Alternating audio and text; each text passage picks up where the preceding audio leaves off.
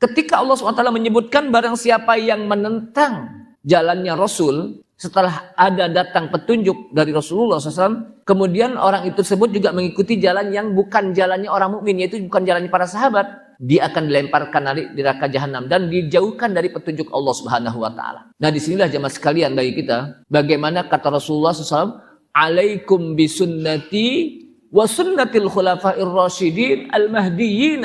Wajib bagi kalian untuk berpegang kepada sunnahku, tapi juga sunnah para sahabat. Wa sunnatil khulafair rasyidin. Lebih khusus lagi apa? Sunnahnya para khulafaur rasyidin. Abu Bakar, Umar, Utsman, Ali radhiyallahu anhu.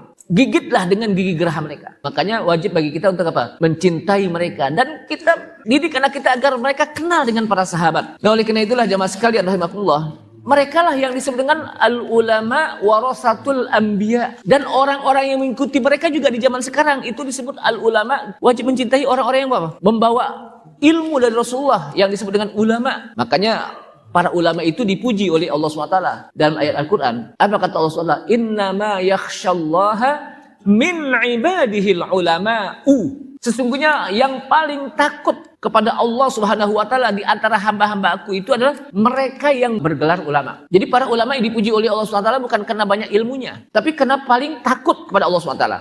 Kenapa?